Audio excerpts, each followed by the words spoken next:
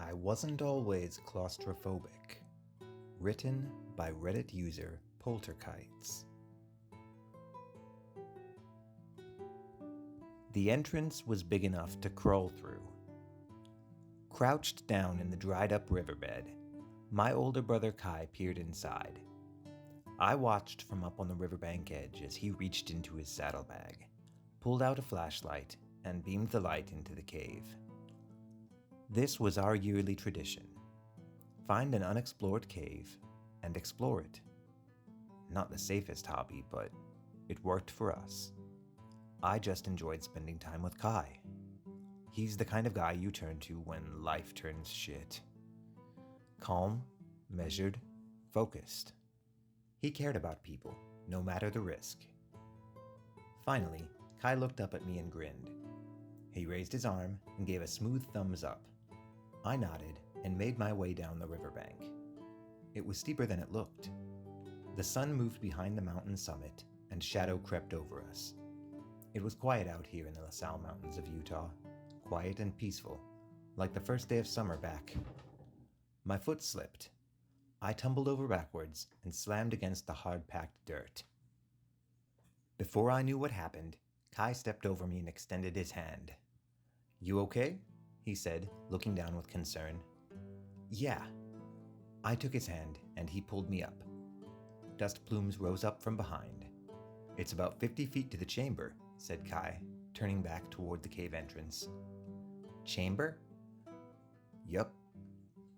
He pulled out his red-orange hard hat from the saddlebag and put it on. I did the same. This was going to be a crawler. Stomach flat against the ground while ceiling scraped against your back, like army crawling under an endless sagging bed. Kai went in, and I followed. Back then, this was like meditation. Focus on moving forward, one pull at a time. Don't think about the rocks above. Don't think about the fact that you might get stuck. Just breathe. Breathe and move forward. We reached the chamber after about 20 laborious minutes. "Holy fuck!" Kai's voice echoed like in a gymnasium. I pushed up from the tunnel and took it all in. Holy fuck was right. The chamber was big enough to fit a 737 inside. Twisting pillars of rock and stalactites up to 5 feet long. We didn't say anything, we just looked at each other and that was enough. This was incredible. We spent a good 3 hours exploring every nook and cranny of the chamber. No more tunnels. We should head back, I said, turning for the exit. Kai shrugged and followed after. I reached the tunnel, hunched down and... "Wait," said Kai. I looked back over my shoulder. His back was turned to me. He looked off into the chamber, the flashlight on his helmet cutting through pitch dark. "What?" I asked. No response. I pushed up to my feet and walked over. When I reached his side, I finally saw what he saw. Tucked behind a fallen boulder, another passage, even smaller than the main entrance. Kai stepped over and squat down, the light from his helmet beaming inside. "Ear dripper," he said. The word hit me like a bad smell. Ear dripper was a loving nickname for water-filled tunnels. Imagine crawling through a storm drain with mere inches of breathing space. We call them ear drippers because your ears get filled with stagnant cave water when you turn your head to avoid getting a mouthful of stagnant cave water. "Let's come back with water gear," I said. Kai flicked his hand, swatting my idea down. "About 60 feet away," he said, "there's another chamber." He looked back up at me, the familiar grin on his face and that familiar spark in his eyes, like Indiana Jones hunting treasure.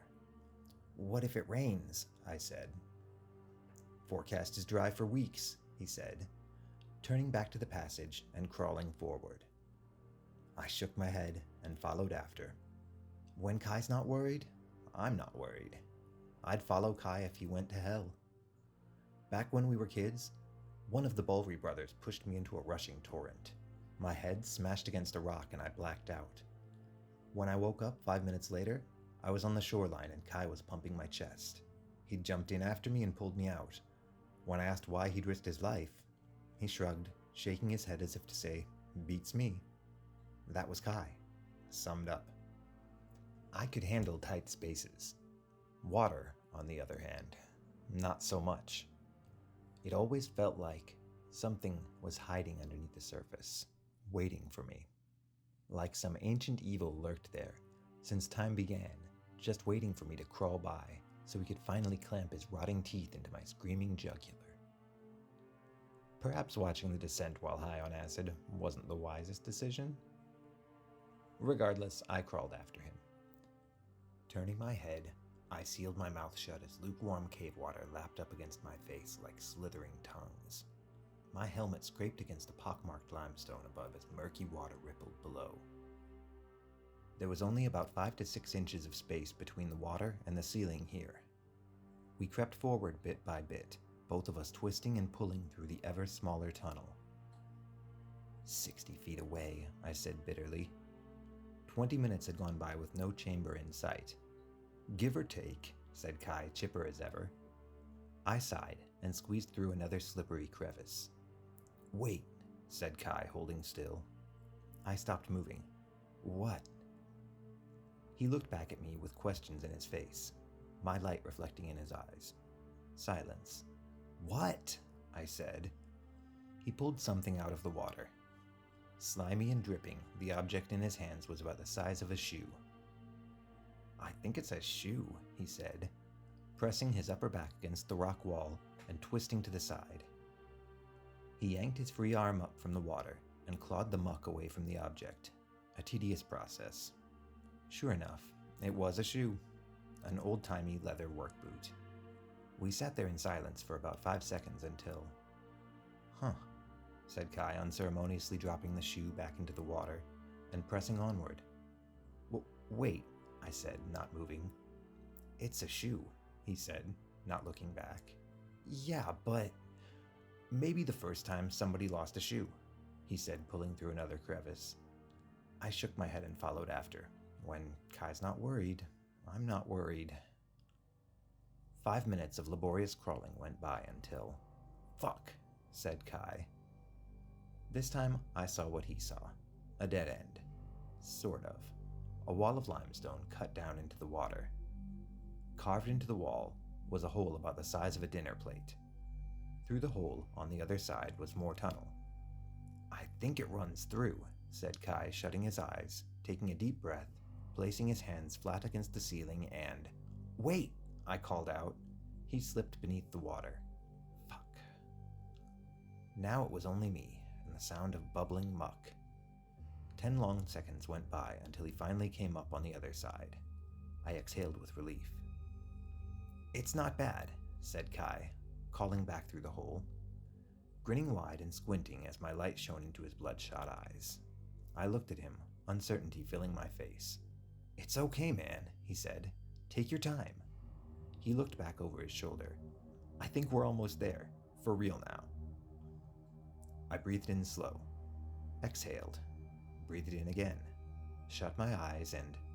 Wait, said Kai. His voice sounded different, worried. I looked back through the hole. All I could see was the back of Kai's head, wet and dirt-stained, my light catching the scuff marks of his red-orange hard hat. What's up? I said. Are you okay? Said Kai. But he wasn't talking to me.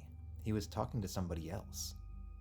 He was talking to somebody else and he sounded scared.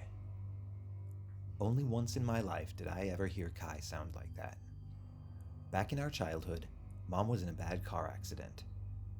I sat at the kitchen table mid-homework while Kai talked with the hospital over the phone. Is she hurt? Asked Kai. I never forgot the way his voice shook. And now, for the first time in 16 years, I heard it again. Kai, what's going on? I said. A long silence followed. Up ahead, he spoke in hushed tones. Somebody's here. My stomach churned like knots. Silence. Nothing but the drip, drip, drip of water. Are you okay? Kai asked again. Another long silence and then, help me, a voice from the darkness replied. small and weak. Please, help me. They sounded on the verge of tears, but underneath the sadness, something else lurked. A building tone of anticipation, almost excitement, like they were about to pull a joke on us. A horrific, unspeakable joke. Kai, I whispered. Are you hurt? Kai asked the stranger. More silence followed.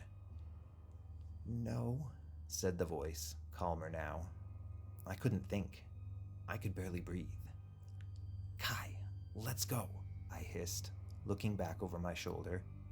Nothing but wet darkness, like mangled throat.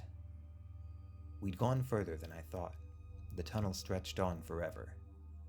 When I turned back, Kai was gone. Kai? Silence. Fuck. I took in a slow, deep breath and a deep rumble echoed from behind. Thunder. Fuck, fuck, fuck. I peered out through the hole into the dark ahead.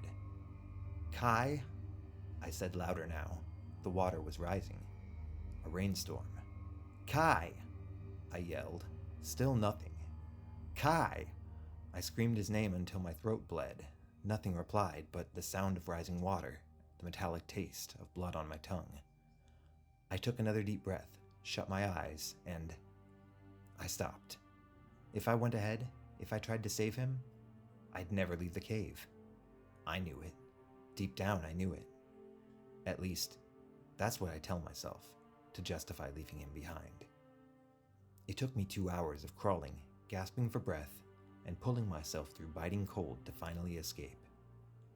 When I scrambled out of the cave, it was night. Rushing torrent poured down through the once dry riverbed. The thunder stopped, but the rain didn't. A vicious downpour, unlike anything I'd ever seen. Staggering my way back down the mountain, I finally reached Kai's four-wheel Jeep.